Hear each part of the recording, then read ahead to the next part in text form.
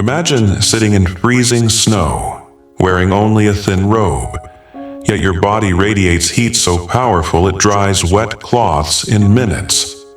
This is Tummo, the ancient Buddhist practice of inner fire yoga. How can a human defy the cold with nothing but breath and focus? What secrets does this mysterious art hold about the mind, body, and spirit? If you're new to Buddhism, you might wonder, can we all tap into this hidden power within? In this video, we'll explore Tummo's profound teachings, revealing how it unlocks the spark of awakening in us all. From Himalayan peaks to the heart of Buddhist wisdom, we'll uncover truths that could transform how you see yourself and the world. Curious? Stick with us to discover the fire within you and share your thoughts in the comments. What sparks are you ready to ignite? The flame within. The wind howled through the jagged peaks of the Himalayas, carrying with it a bite so fierce it could steal the breath from your lungs. Snow swirled in relentless spirals, blanketing the world in a silence that felt both sacred and unforgiving. High on a rocky ledge, where the air was thin and the stars seemed close enough to touch, a lone figure sat motionless. His name was Tenzin, a monk whose eyes held the depth of 1,000 winters and the warmth of a fire yet to be kindled. Around him, the snow piled high, yet he wore only a thin cotton robe, its edges fraying against the icy gusts. In his hands, he held a dripping wet cloth, its weight heavy with the chill of the mountain's embrace. He pressed it to his chest, and a faint steam rose, curling upward like a prayer escaping into the heavens. This was no ordinary man, and this was no ordinary moment. This was Tummo, the inner fire yoga, a practice whispered about in the monasteries, revered and feared, where the body's hidden warmth could defy the frozen world. Have you ever felt a spark within you, a flicker of something unexplainable that begs to be explored? Stay with me, for Tenzin's story will awaken that spark, drawing you deeper into a mystery that burns brighter than the coldest night. Tenzin's breath was slow, deliberate, each inhale pulling the frigid air into his lungs, each exhale releasing a warmth that seemed to defy the laws of nature. His teachers had spoken of Tummo as a bridge, a path between the fleeting body and the eternal mind, a way to touch the divine spark that resides in every being. But to Tenzin, it was more than a practice. It was a conversation with the universe itself. As he sat, cross-legged on the frozen stone, his mind drifted to the teachings of his master, Lama Dorje, whose voice still echoed in his heart. The fire is not in the body alone, Dorje had said, his eyes glinting like polished obsidian. It is in your intention, your surrender, your unwavering trust in the truth of impermanence. Tenzin closed his eyes, letting those words sink into him, feeling the pulse of his own heart as it beat against the cold. The wet cloth clung to his skin, its icy tendrils seeking to sap his strength, but he welcomed it. He imagined the cold as a teacher, not an enemy, guiding him to find the heat within. Can you feel it now, the pull of a truth that lies just beyond your grasp, urging you to lean closer, to listen? The practice of Tummo was not born in the monasteries, though they cradled it like a sacred flame. Its roots stretched back to the ancient yogis of India, to the whispered secrets of the Siddhas who wandered the forests and mountains, seeking the alchemy of body and spirit. Tenzin had learned this history not from scrolls, but from the stories told in the flickering light of butter lamps, where elders spoke of practitioners who could sit in snowstorms, their bodies radiating heat so fierce it melted the ice around them. These were not tales of miracles, but of mastery, of a mind so disciplined, a heart so open, that the boundaries of flesh dissolved into something greater. Tenzin's own journey had begun years ago, when he was a boy of 12, shivering in the shadow of a temple wall, watching an old monk dry a soaked cloth with nothing but his breath and focus. That image had seared itself into his soul, a promise of what was possible when one dared to look within. Now, as he sat on this desolate ledge, he felt that same awe, that same hunger to transcend. What is it about the impossible that calls to us, that makes us yearn to touch the untouchable? Let's walk this path together just a little further. Tenzin's breath deepened, each cycle a rhythm that pulsed with the cadence of life itself. In the teachings of Tummo, the body was a vessel, the breath a bellows, and the mind the spark that kindled the inner fire. He visualized the channels of energy within him, the subtle pathways described in the ancient texts as nadis, where the winds of life flowed. At the base of his spine, he imagined a glowing ember, small but fierce, waiting to be fanned into flame. With each breath, he drew that ember upward, coaxing it along the central channel, feeling it warm his core, his limbs, his very being. The wet cloth against his chest began to feel lighter, its dampness yielding to the heat radiating from his skin. Steam rose in delicate wisps, curling into the air like the tendrils of a dream. This was not magic, but a science of the spirit, a discipline honed through years of meditation, of sitting with the discomfort of cold, hunger, and doubt until they became allies rather than adversaries. Have you ever felt a moment when your own strength surprised you? When you pushed beyond what you thought possible? Hold that feeling, for Tenzin's story is about to deepen that wonder. The cold was relentless, but so was Tenzin's resolve. He thought of the countless practitioners before him, men and women who had sat in these same mountains, their bodies glowing like beacons in the snow. The practice of Tummo was not about defying nature, but harmonizing with it, understanding that the fire within was as natural as the ice without. In the Buddhist path, all dualities, hot and cold, self and other, life and death, were illusions to be transcended. Tenzin's teacher had often said, "The fire burns away what is false, leaving only what is true." As he sat, Tenzin felt the truth of those words. The cold was not his enemy. It was a mirror, reflecting his own capacity to endure, to transform. The wet cloth, now nearly dry, was a testament to that transformation, its fibers warming under his touch. He placed it aside and took another, colder still, pressing it to his chest with a smile.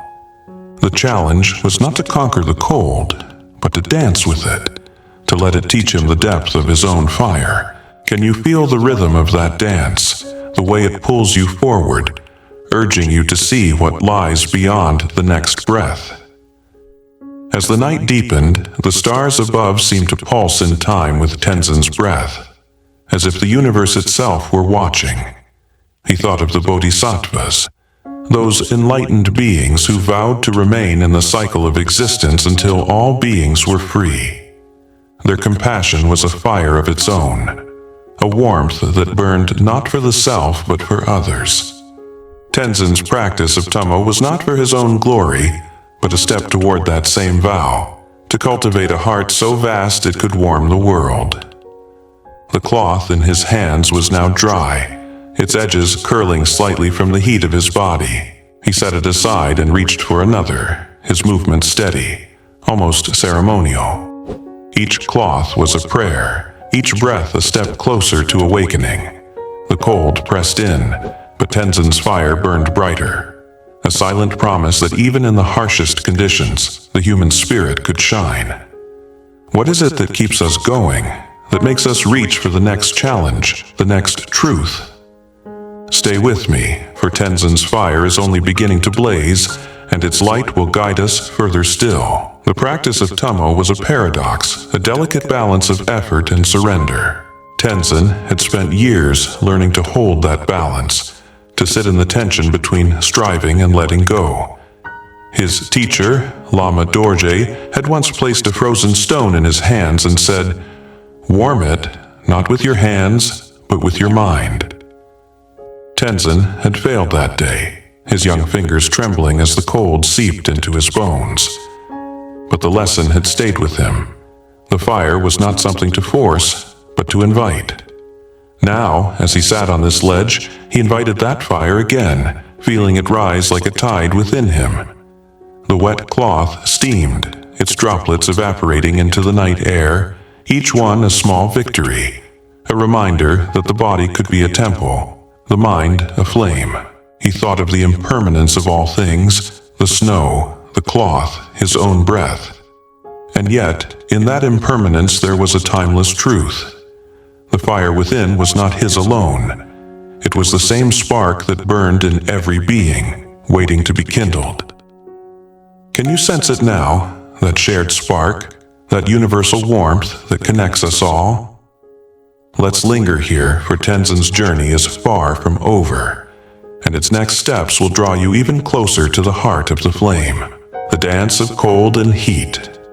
The stars above Tenzin burned brighter now, their light piercing the veil of the Himalayan night, as if urging him to continue.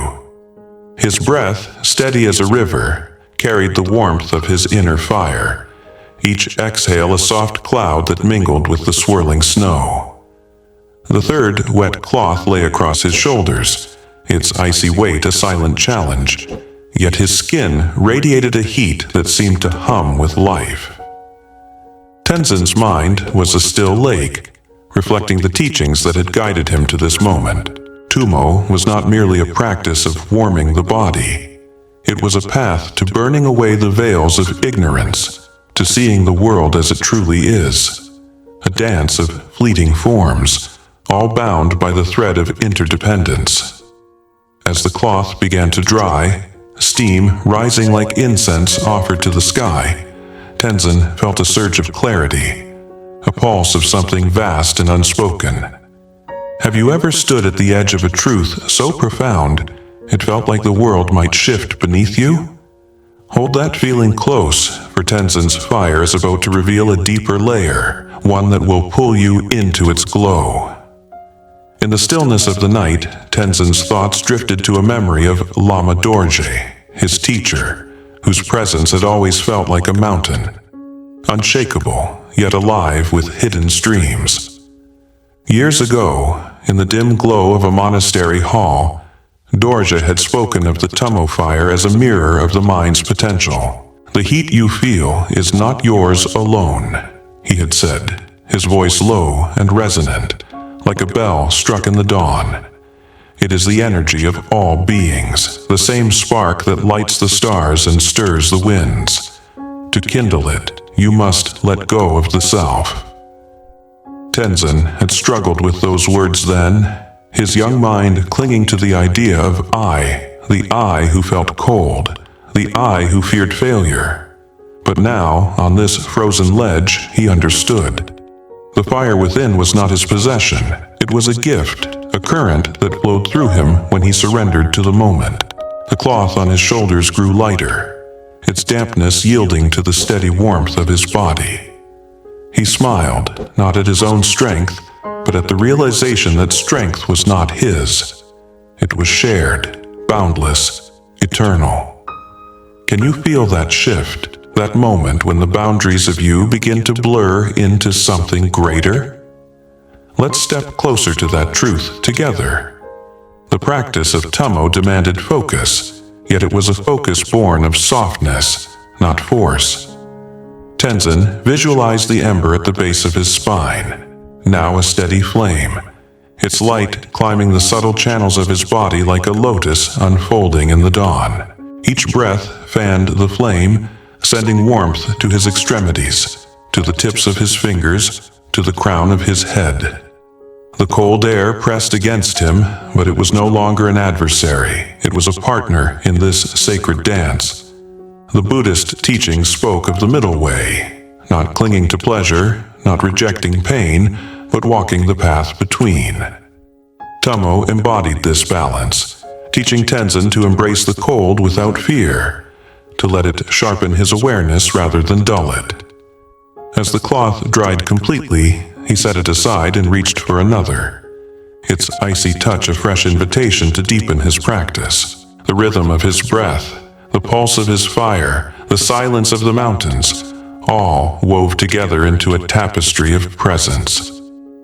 What is it about presence that feels so alive, so magnetic, that it draws us in and holds us fast? Stay with me, for Tenzin's journey is about to weave that tapestry even tighter. The memory of his first Tummo lesson surfaced, vivid as the snow around him. He had been 16, shivering in a stone courtyard as Lama Dorje placed a soaked cloth on his back. "Breathe," Dorje had said, his voice both gentle and commanding. "Breathe until the cold becomes your friend." Tenzin had failed that day, his body trembling, his mind racing with doubt, but Dorje had only smiled, placing a hand on Tenzin's shoulder. "Failure is the soil where wisdom grows," he had said. Now, years later, Tenzin understood. Each wet cloth, each moment of discomfort was a chance to cultivate patience, to refine the mind's clarity. The cold was not a barrier, but a teacher, guiding him to the fire within. As he pressed the new cloth to his chest, he felt no resistance, only gratitude. The steam rose in delicate spirals, each wisp a reminder of the impermanence of all things. The cloth, the cold, the body itself. Yet, in that impermanence there was a fire that endured, a light that no storm could extinguish. Have you ever found strength in surrender, a quiet power in letting go? Let's follow that light a little further, for it's leading us somewhere profound. The mountains around Tenzin seemed to breathe with him, their silence a chorus of ancient wisdom. In the Buddhist path, the body was not separate from the world. It was a microcosm, a map of the universe itself. The practice of Tummo was a way to navigate that map, to trace the pathways of energy that connected the individual to the infinite. Tenzin thought of the bodhisattvas, whose compassion burned like a flame that never consumed itself.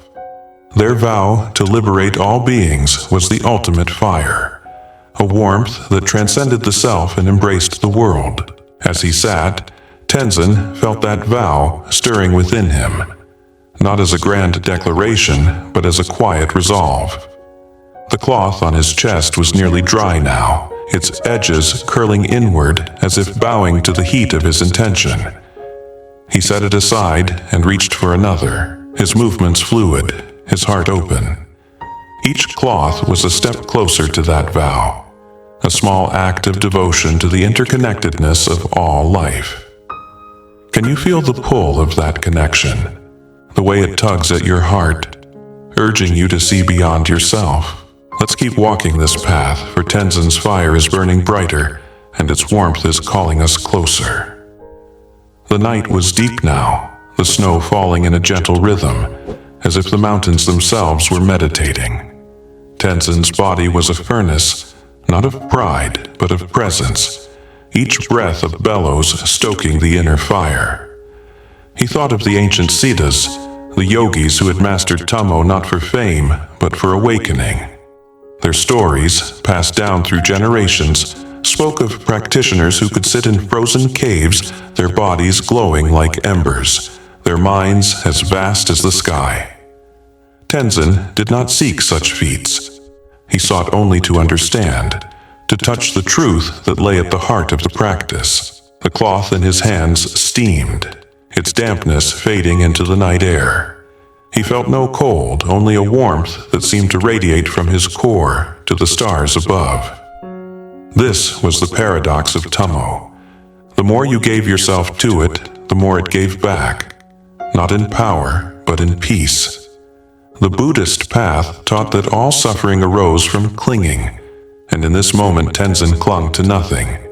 Not the cold, not the cloth, not even the fire itself. What is it about letting go that feels so freeing, so alive? Stay with me, for Tenzin's journey is about to take us to the edge of something extraordinary. As the fourth cloth dried, Tenzin's mind turned to the teachings of emptiness, the heart of Buddhist philosophy. Emptiness was not a void, but a fullness, a recognition that all things arose in dependence on one another, like the snow and the fire, the body and the breath. In Tummo, he saw this truth reflected. The cold existed only because of the warmth only because of the cold. They were not opposites, but partners, each giving meaning to the other. He pressed the next cloth to his chest, its icy touch a reminder of this dance of interdependence. The steam rose, curling into the night like a mantra made visible. Tenzin felt his heart expand, not with pride, but with love.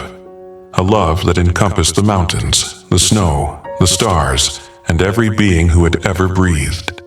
This was the fire's true purpose, not to conquer, but to connect. As the cloth grew lighter, he felt lighter too, as if the boundaries of his body were dissolving into the vastness of the night. Have you ever felt a moment when the world seemed to hold you, when you were both nothing and everything at once? Let's linger in that moment, for Tenzin's fire is about to blaze into something even greater, and its light will guide us to the heart of the mystery. The light offered. The snow fell softer now, as if the mountains themselves had grown weary of their own ferocity, yielding to the quiet rhythm of Tenzin's breath. The stars above burned with a clarity that felt like a conversation, their light weaving through the darkness to touch the monk who sat, unwavering, on the frozen ledge. In his hands, the fifth wet cloth steamed, its icy grip no match for the fire that pulsed within him. Tenzin's body was a vessel of warmth, but it was his heart that burned brightest, a heart alight with the vow to awaken, not for himself alone, but for all beings. The practice of Tummo had brought him here, to this moment where the cold and the heat, the self and the world, dissolved into a single truth. As the cloth grew lighter, its dampness fading into the night, Tenzin felt a surge of joy, not in triumph, but in connection. Have you ever stood at the edge of something so vast it felt like it could hold all your hopes and fears? Stay with me, for Tenzin's fire is about to illuminate a truth that will linger in your heart long after the snow settles. The teachings of Tummo were a map, but the destination was not a place. It was a state of being.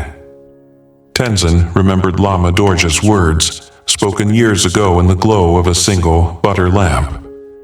The fire is not yours to keep, but yours to share. It burns to light the way for others.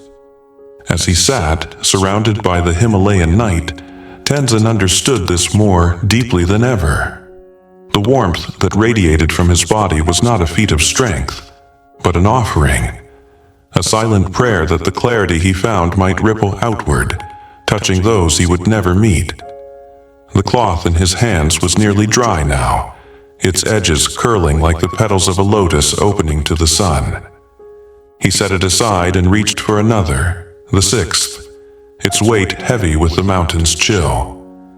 Yet he welcomed it, as he welcomed all things, cold, warmth, joy, sorrow, as teachers on the path to awakening. The Buddhist way was not to reject the world, but to embrace it fully, to see its impermanence as a call to love more fiercely. Can you feel that call, that gentle tug to open your heart just a little wider? Let's follow it, for Tenzin's journey is leading us to a place of profound stillness. The practice of Tummo was a dance of opposites, effort and ease, body and mind, self and other. Tenzin visualized the flame within him, no longer just an ember, but a radiant blaze, its light flowing through the subtle channels of his body, warming every cell, every breath. The cold pressed in, but it was no longer separate from him. It was part of the same tapestry, woven from the threads of existence. In the teachings of emptiness, Tenzin had learned that all things arose in dependence. Snow depended on the sky, fire depended on the breath, and awakening depended on compassion. As the sixth cloth steamed, its droplets rising like offerings to the stars, Tenzin felt this interdependence in his bones. He was not alone on this ledge. He was connected to every being who had ever sought the truth, every heart that had ever burned with the wish to be free. The fire within him was their fire too, a shared light that transcended time and space. Have you ever felt a moment when you were part of something greater, when your own light joined a larger flame? Let's hold that moment close, for Tenzin's story is about to weave it into something eternal. As the night deepened, the mountains seemed to hum with a quiet reverence, as if honoring Tenzin's resolve. He thought of the Siddhas, the ancient yogis whose mastery of Tummo was not a display of power, but a testament to their surrender. They had sat in caves and on peaks like this one, their bodies glowing like beacons, their minds as vast as the sky. Tenzin did not seek their feats, but their understanding, the recognition that the fire within was the same fire that burned in the stars, in the turning of the seasons, in the beating of every heart. The sixth cloth was dry now, its fibers warm against his skin. He set it aside and reached for the seventh, the final cloth of the night, its icy touch a last invitation to deepen his practice. As he pressed it to his chest, he felt no separation between himself and the cold, no boundary between his fire and the snow. This was the heart of Tummo, not to conquer but to unify, not to stand apart, but to become one with all things. What is it about unity that feels so alive, so radiant, that it pulls us toward it like a moth to a flame? Stay with me, for Tenzin's final steps will light the way to that answer. The seventh cloth steamed, its warmth a mirror of the fire that now burned steadily within Tenzin. He thought of the Bodhisattva vow, the promise to remain in the cycle of existence until all beings were free from suffering. That vow was the true fire, the one that burned without consuming, that warmed without destroying. As he sat, Tenzin felt that vow take root in his heart, not as a burden, but as a joy.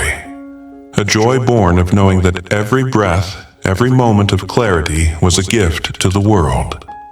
The cloth grew lighter, its dampness fading into the night air, and Tenzin smiled. He was no longer just a monk on a ledge. He was a spark in the great fire of existence, a single note in the song of all beings. The cold was his teacher, the snow his companion, the stars his witnesses. As the final cloth dried, he placed it gently beside the others, their folded forms a quiet testament to the night's journey. He closed his eyes, letting his breath settle, letting the fire within him burn softly, steadily, endlessly. Can you feel that stillness, that moment when the world holds its breath and everything is possible? Let's rest here, for Tenzin's fire has shown us something eternal. The dawn was near now, its first light creeping over the horizon, painting the snow in hues of gold and rose. Tenzin rose from his seat, his body warm, his heart full. The practice of Tummo had not changed the mountains, but it had changed him, not by making him stronger, but by making him softer, more open, more alive to the interconnectedness of all things. He looked at the pile of dry cloths, their edges softened by the heat of his body, and saw them not as trophies but as reminders. The fire within was a gift meant to be shared. As he descended the mountain, his footsteps light in the snow, he carried that fire with him, not as a flame to hoard, but as a light to offer. The Buddhist path was a path of giving, of burning brightly for others, of seeing the sacred in every moment. Tenzin's journey was not over. It was just beginning. A journey that would take him beyond the mountains, into the hearts of those he met, into the endless dance of life. What is it about a single spark that can light up the world, that can make you feel alive in a way you never thought possible? Carry that spark with you, for Tenzin's story is now yours. A flame that burns in us all, waiting to be kindled.